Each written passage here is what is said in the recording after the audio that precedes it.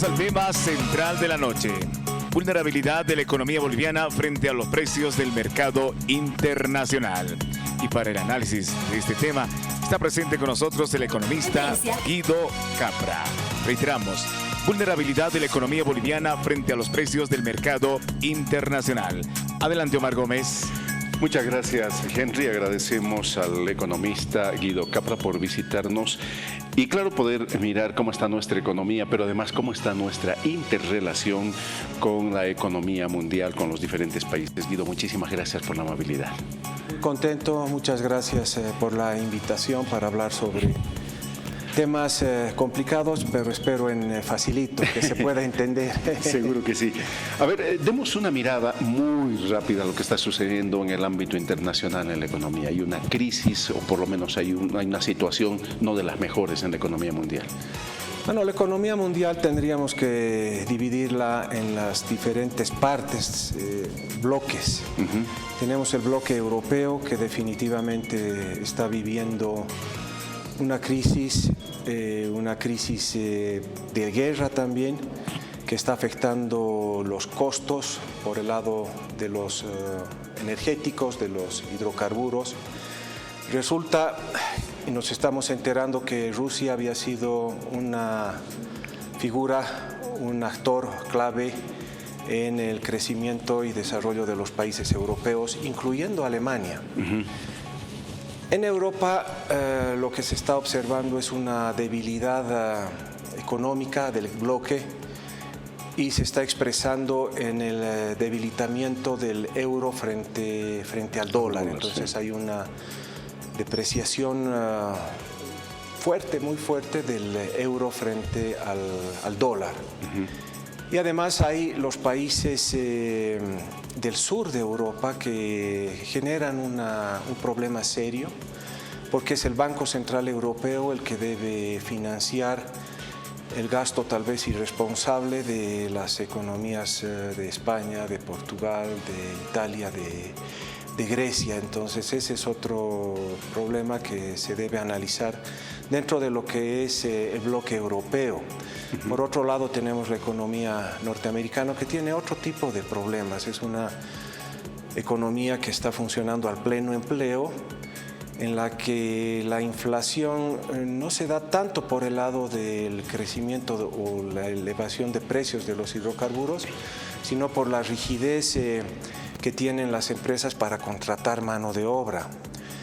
Y claro, uno de los riesgos más fuertes que tienen las economías, que son un riesgo lapidario, es la inflación. Entonces, entre crecimiento e inflación, parece que el Banco Central, las autoridades monetarias de los Estados Unidos, han elegido frenar la inflación, y eso puede ocasionar una recesión, puede afectar el empleo. Por otro lado, tenemos el bloque latinoamericano, que es un bloque que no tiene mucha incidencia a nivel de la economía mundial. De hecho, si sumamos el Producto Interno Bruto de todos los países de Latinoamérica y el Caribe, de toda Latinoamérica, apenas suman un poquito más del PIB alemán, es decir, 5.000 billones de dólares. Y el Producto Interno Bruto a nivel mundial está alrededor de 90.000 billones de dólares, es decir, somos menos del un poquito más del 5% a nivel de aporte o de producción a nivel mundial. Entonces, por otro lado, tenemos a China, que tiene un problema de crecimiento, pero hay una polarización. Eso en cuanto a lo que es el análisis de la economía a diferentes bloques. Aunque claro, hay algunas corrientes que dicen que el verdadero problema de la crisis internacional hay que entenderlo desde la economía real de nuestro planeta y la economía, entre comillas, financiera, que es una burbuja inmensa, y que esto debería tener algunos equilibrios, y constantemente hay una quema de valores. Pero bueno, eso seguramente va a ser de comportamiento de un poco más de largo plazo. Ahora, en ese contexto de esa economía mundial, ¿Cómo se inserta nuestra economía, particularmente en nuestra región? ¿Qué características tiene frente a la economía regional, entendiendo que somos también insignificantes en ese terreno? Sí, ¿no? somos insignificantes como país. Si damos algo de dimensión a lo que es la economía boliviana frente a lo que es la economía latinoamericana, de todos los países latinoamericanos, estamos hablando de un producto de 40 billones frente a 5.000 billones, que es, ¿no? Entonces, Bolivia es insignificante dentro de lo que es la generación de riqueza, la generación de producto.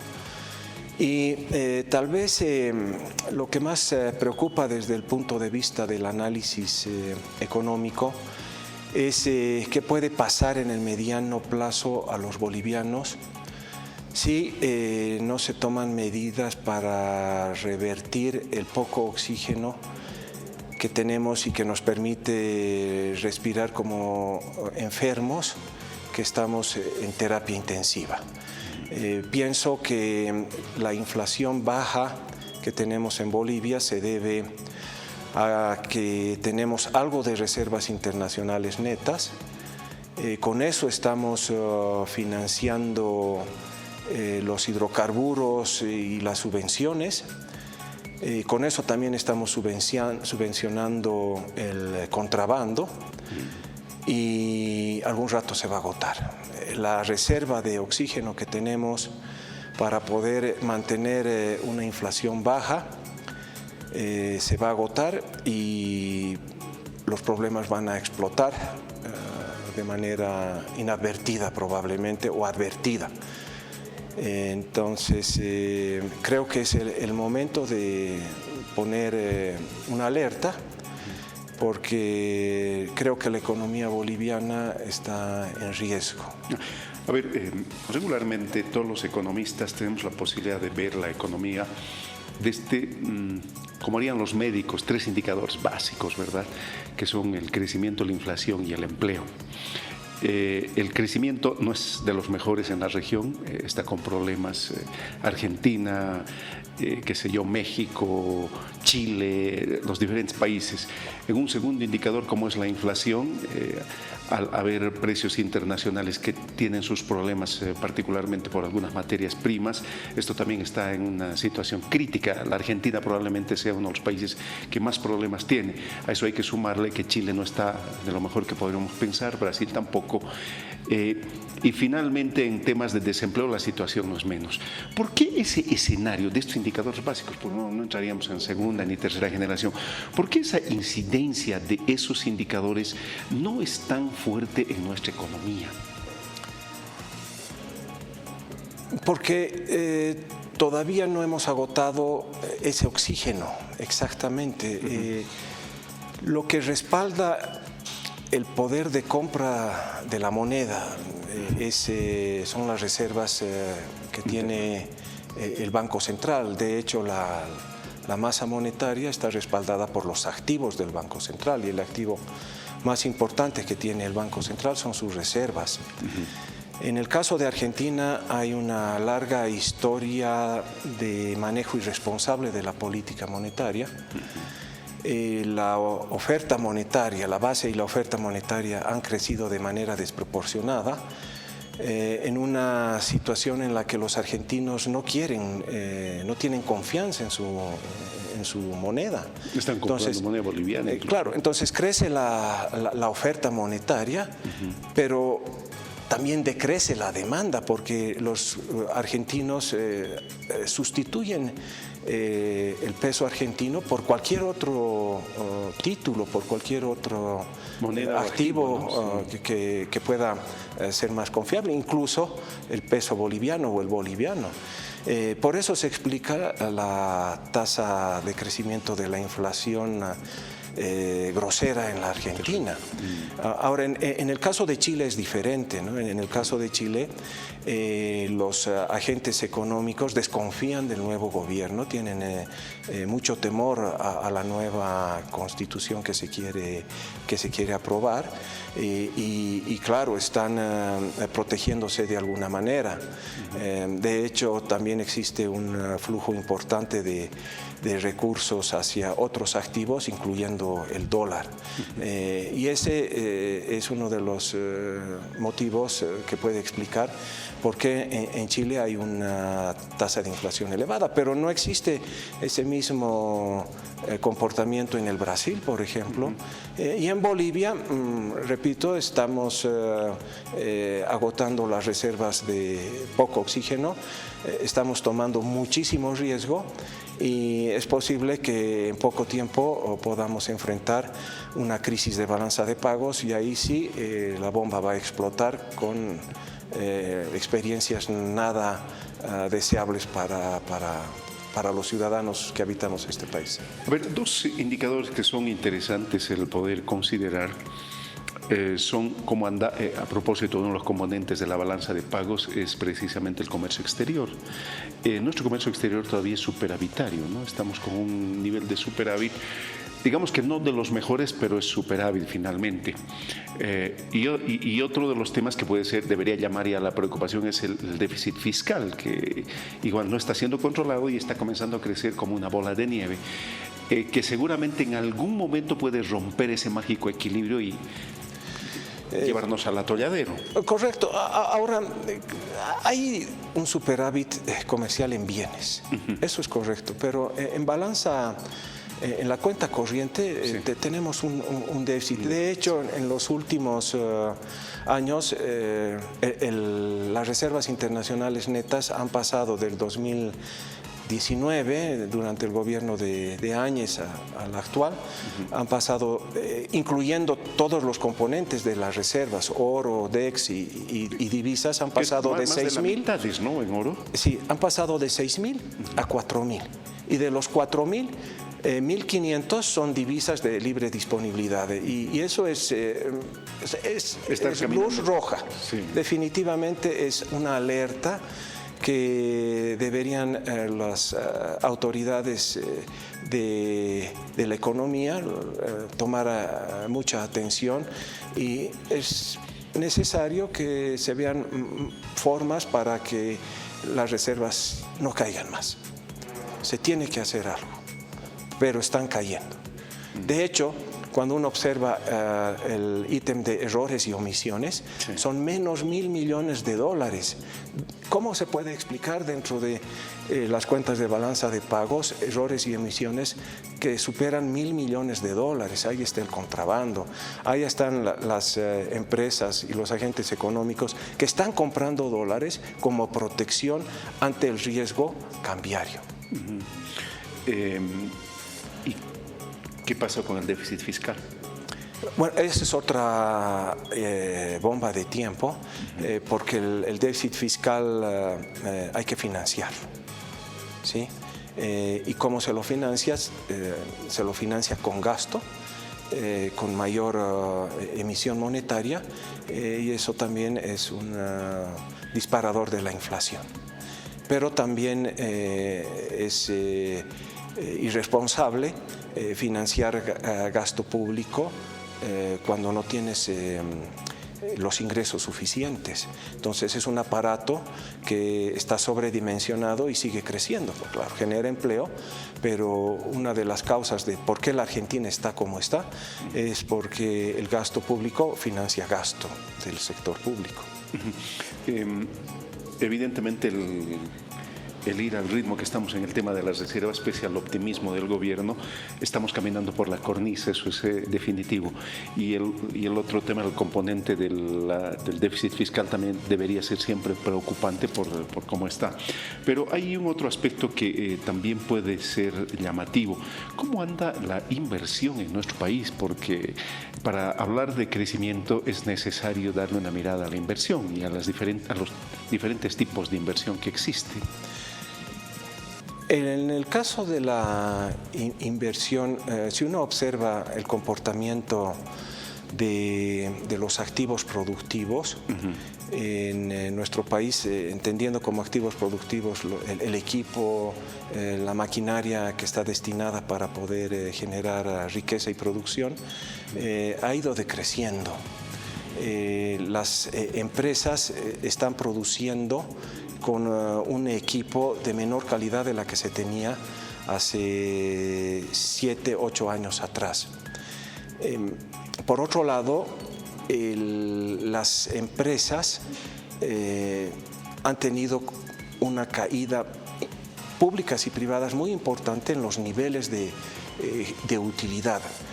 La rentabilidad sobre el capital se ha reducido en promedio del 15 a menos del 2%.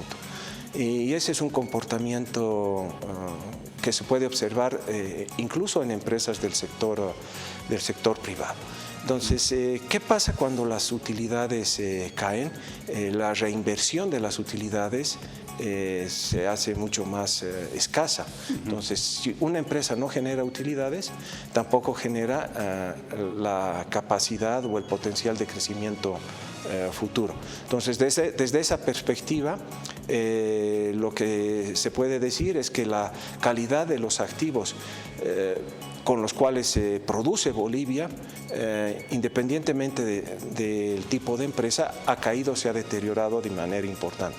La rentabilidad sobre el capital ha caído de un promedio del 15% a menos del 2%. Y esas son malas noticias porque va a afectar la capacidad de crecimiento y también va a afectar la capacidad de generar empleo sólido o empleo digno. Claro, hay que entender también que en nuestro país uno de los principales inversores es el gobierno. A ver, demos una mirada. Regularmente la economía se suele entender por sus componentes, ¿no? Familias, empresa, gobierno y el exterior. ¿Cómo andan las empresas en general en nuestro país? Y cuando hablo de empresas quiero sacar un ratito el gobierno y referirme específicamente a la actividad privada. La actividad privada, lo que hemos podido ver en los diferentes rankings que hemos construido, depende del tipo de empresas. Las empresas que han podido mantener de alguna manera sus ventas y sus ganancias son empresas manufactureras, pero del área de las gaseosas, por ejemplo, ¿no? Entonces, si uno ve la rentabilidad de la Coca-Cola, la rentabilidad de la CBN, la rentabilidad de algunas empresas que se dedican al comercio, tienen una rentabilidad interesante, razonable. Pero cuando uno ve la rentabilidad de las empresas de otras áreas, se observa una caída bastante importante, ¿no? Por ejemplo, en el área de servicios, turismo, hay un deterioro importante en el nivel de generación de ventas y también en la generación de utilidades. Sin embargo, vuelvo a afirmar que si uno analiza el comportamiento de los activos productivos, estos no han mejorado en los últimos años. ¿Y con qué se produce? ¿Qué es la base para poder generar producción y riquezas? Son los activos productivos que tienen las empresas. Entonces, en términos de valor y en términos de calidad, no ha habido una apuesta por el crecimiento del sector empresarial boliviano. Producto también por la inseguridad jurídica, la falta de garantías. Y el incentivo, ¿no? Incentivos para la inversión, tanto de agentes económicos locales o internacionales. De hecho, la inversión extranjera directa es una de las más pobres a nivel de toda latinoamericana, de toda el área de Latinoamérica, y no supera los $400 millones, cuando el Perú, por ejemplo, ha tenido un promedio de 5.000 millones de dólares de inversión extranjera. ¿Qué es la inversión extranjera? Es tecnología, es capacidad productiva, es infraestructura, y la pregunta es ¿por qué? Confiabilidad seguramente. Es confiabilidad, es seguridad jurídica, y eso es lo que no ofrecemos como país. El otro componente, ¿cómo anda lo que llamaríamos las familias en nuestro país? Las familias, lo que pasa es que hay un sector informal muy importante, ¿no? Las familias son las que consumen básicamente, pero las familias están consumiendo una gran proporción del consumo de las familias son consumo de bienes importados. Ahora, porque estamos con un tipo de cambio fuerte, es decir, el boliviano es fuerte, entonces las familias todavía no sienten la caída de los ingresos en su consumo. Pero cuando uno observa la composición del consumo de las familias, una parte importante del consumo son bienes importados. Ahora, ¿a quién beneficia ese consumo? No a las empresas, ¿no? Porque hay un flujo circular entre familias y empresas. Las familias aportan factores, factor trabajo y capital, y las empresas producen bienes y servicios que consumen las familias. Entonces, ese flujo que se tiene en la economía no va directamente a las empresas locales, sino va al contrabando, que es la producción y comercialización de productos de afuera en nuestro mercado. Ahora, ¿cuál es la perspectiva en términos de lo que le pueda pasar a nuestra economía, considerando cómo está afuera y cómo está nuestra economía en este momento? Es decir, la pregunta que ¿somos realmente fuertemente vulnerables a lo que está pasando afuera? Somos muy vulnerables. Sí. Primero porque hemos perdido y hemos desaprovechado la capacidad de poder seguir siendo un proveedor de gas a Brasil y la Argentina. Esos eran mercados seguros y eran como el seguro que teníamos para poder enfrentar coyunturas difíciles. Hoy en día se han agotado las reservas de gas. En los últimos años no se ha motivado ni se ha fomentado el desarrollo de un sector industrial fuerte y exportador, y nuestra economía es muy vulnerable, y eso se puede ver porque no estamos generando el suficiente comercio para poder acomodar nuestros productos en los mercados de afuera.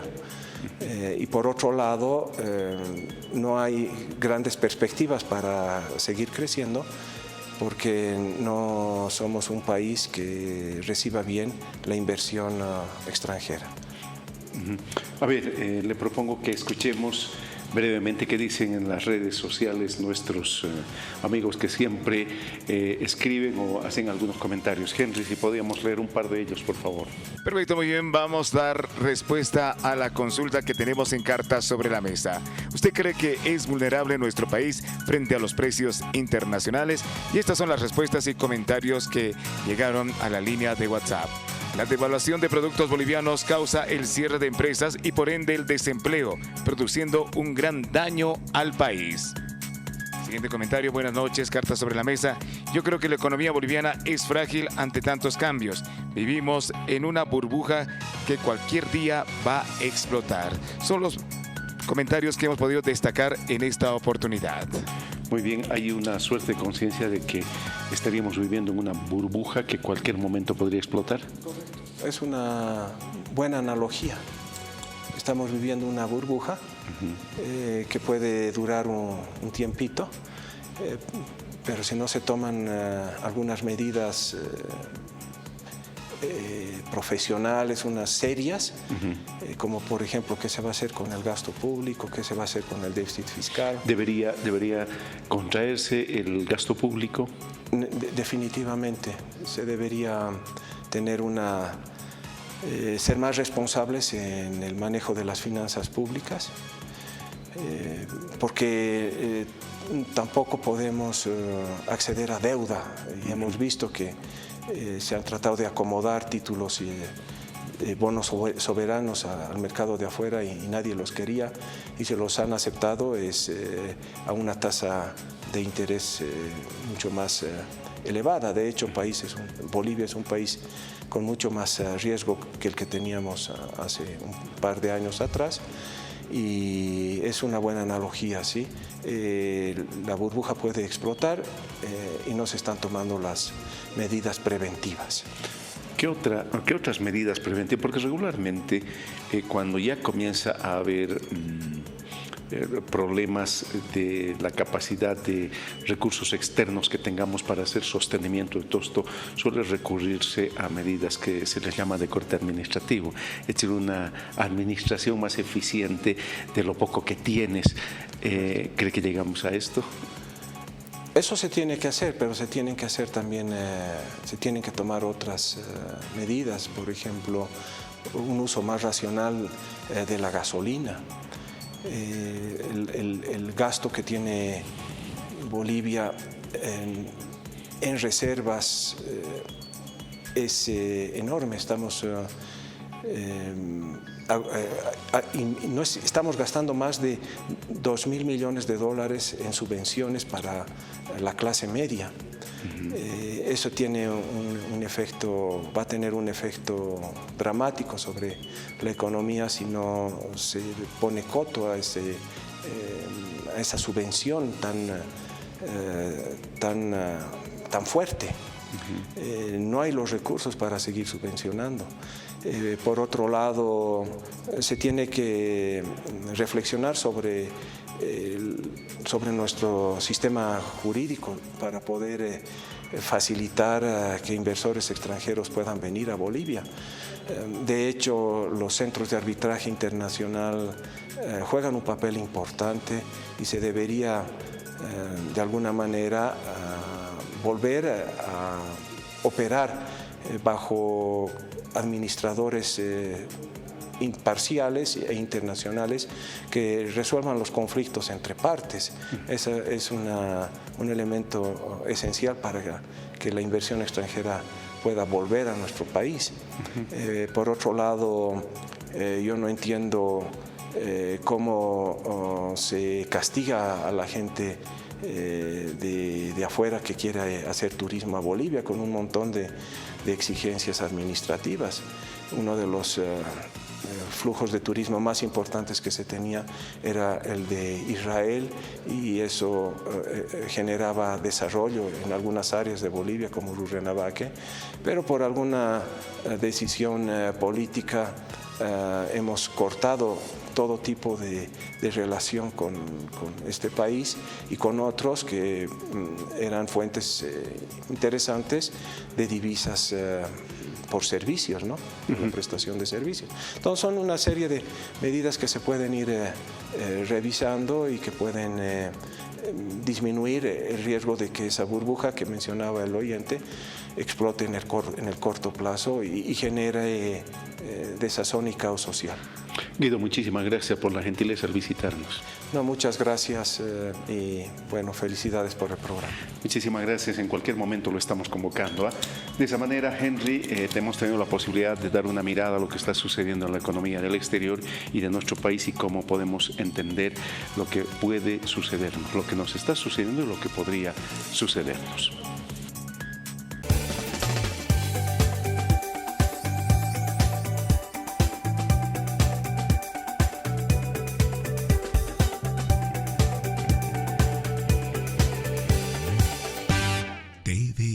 Televisión para ti.